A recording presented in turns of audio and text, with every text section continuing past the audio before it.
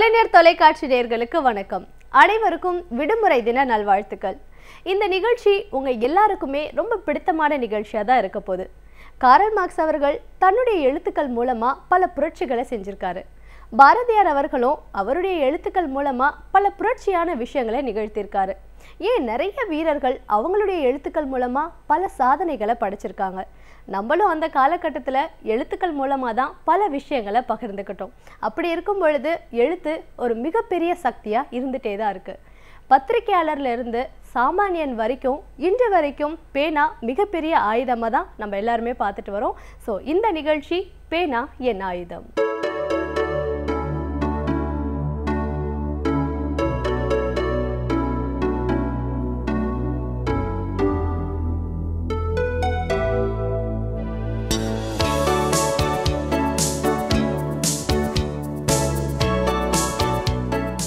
இப்போ நம்ம சந்திக்க போகிறது எழுத்தாளர் பிருந்தா சாரதி.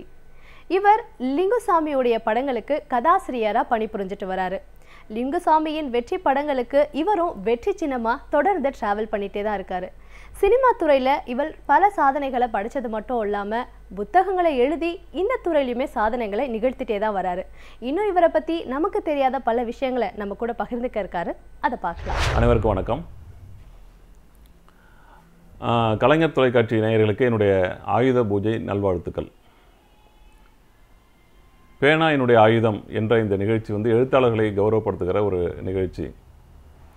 நம்முடைய தொலைக்காட்சி கலைஞர் தொலைக்காட்சி என்பது அவர் ஒரு எழுத்தாளராகத்தான் தன்னுடைய வாழ்க்கையை தொடங்கினார். ஆகவே இந்த தொலைக்காட்சியில் இந்த நிகழ்ச்சி நடத்துவது பெரிய ஆச்சரியமாக நான் நினைக்கல. எழுத்தும் தெய்வம் எழுதுகோள் தெய்வம் என்று சொன்னவன் பாரதி. எழுத்தாளர்களாகிய நாம் எல்லோருமே அந்த ஒரு வாக்கியம்தான் நம்முடைய மாட்டோ. சின்ன வயசில் என்னுடைய கனவு எல்லாமே ஒரு எழுத்தாளராக வேண்டும், ஒரு இயக்குனராக வேண்டும் அப்படிங்கிறதா இருந்தது. +2 படிக்கிற காலகட்டத்தில் நான் என்னுடைய முதல் கவிதையை எழுதினதாக இப்போ நினைவு கூர்ந்து பார்க்குறேன். கலைஞருடைய மேடை பேச்சு, அவருடைய கடிதங்கள், அவருடைய திரைப்பட வசனங்கள் இவற்றினால் ஏற்பட்ட உந்துதல் தான் நான் இலக்கியத்தின் மீது எனக்கு ஈடுபாடு ஏற்பட்டது.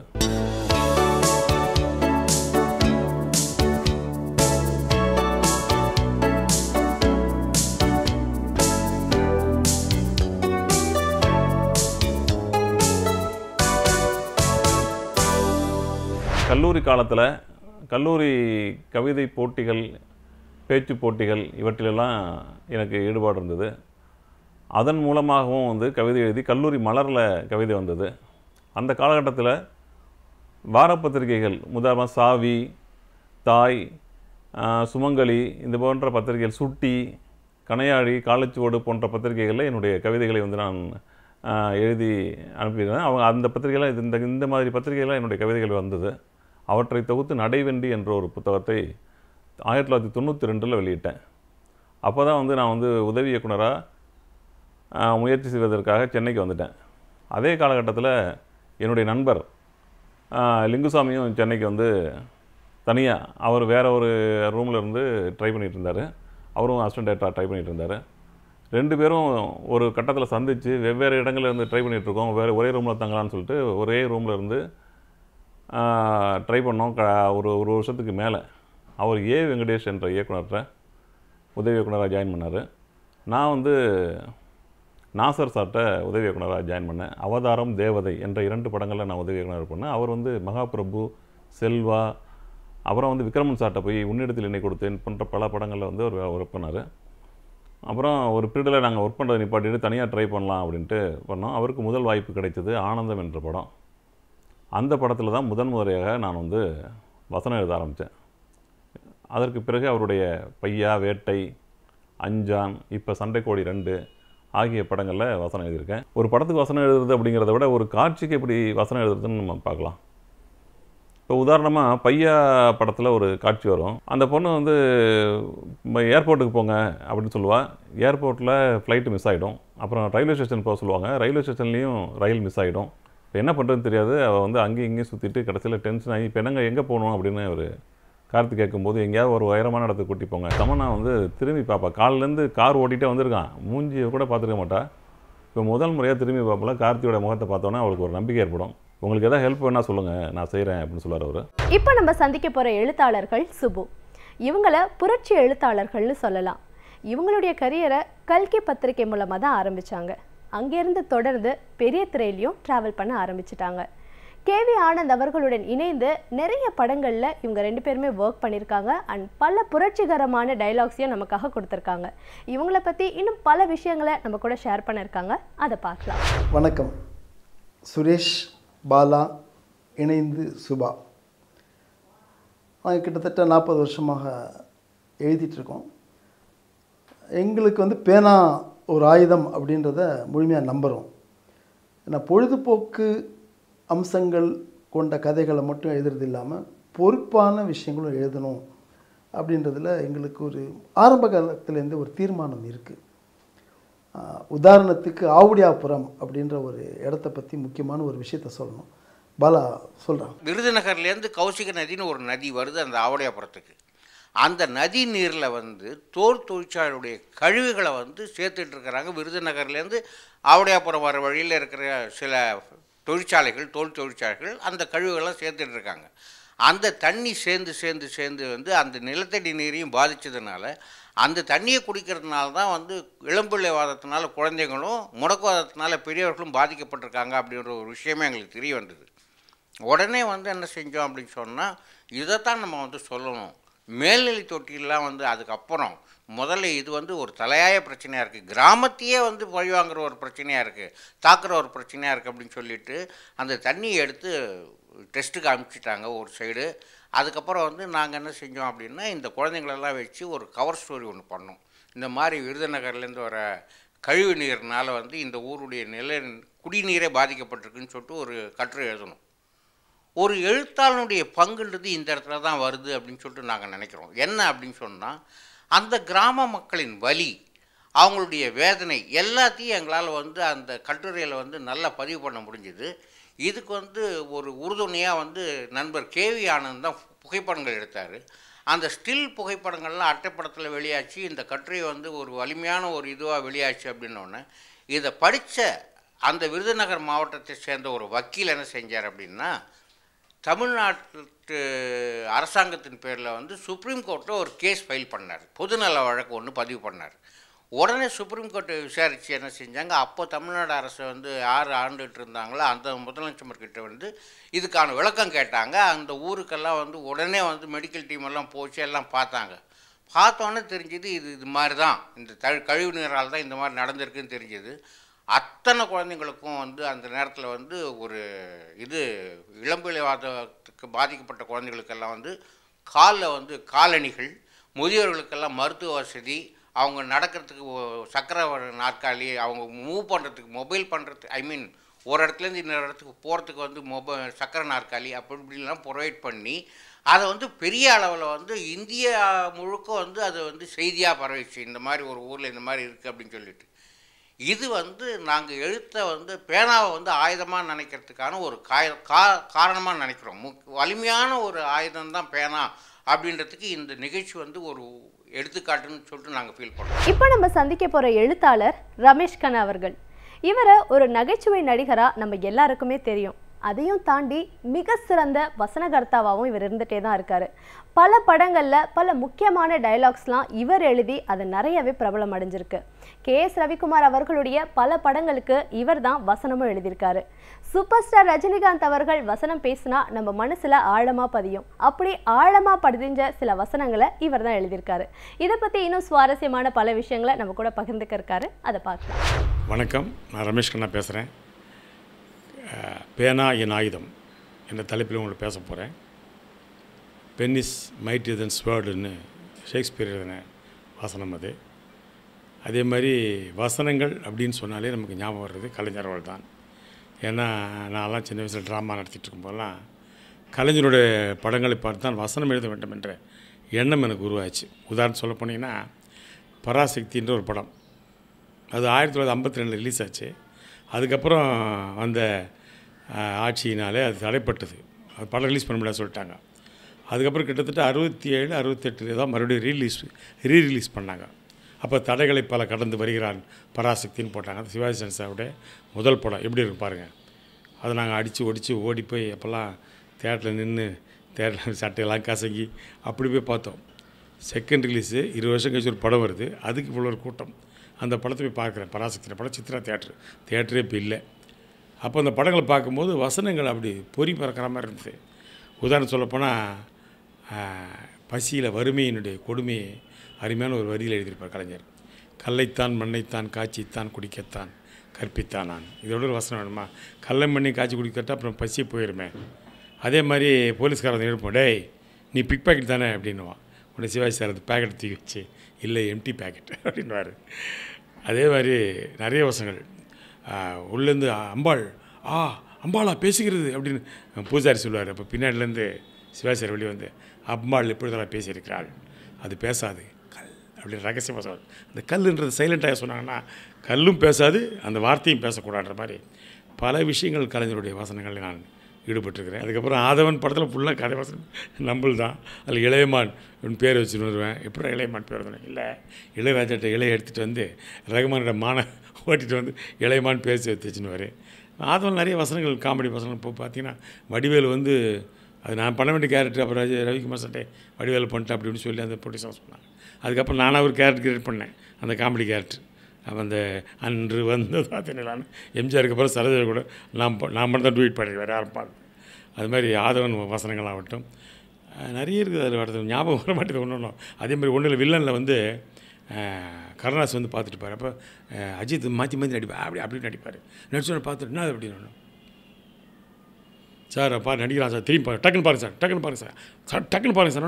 அவன் பார்ப்பாங்க, அவன் நடிப்பார். அப்போ தான் நான் அடுத்த ஷாட்டுக்கு வந்துட்டுருக்கிறேன். வந்து சார் அவரை மெதுவாக பார்க்க சொல்லுங்கள் அப்படின்னு. அப்போ 2 போலீஸுக்கு பயிலான அவர்கிட்ட திரும்பி மெதுவாக பார்ப்பாங்க. அப்போ கருணாஸ் சொன்னேன், இதுவா சார் உங்கள் டக்கு அப்படின்னு சொன்னேன். அது இன்றைக்கி வரைக்கும் பேசிகிட்ருக்காங்க. அதே மாதிரி ஃப்ரெண்ட்ஸில் ஆணியே பிடுங்குவானன்றது சித்திக் சார் எழுதின டைலாக் தான். ஆனால் அதில் நான் இன்னொரு டைலாக் எழுதினேன். டேய் நேற்று பஸ் ஸ்டாண்டில் என்ன நடந்து அப்படின்னுவார்.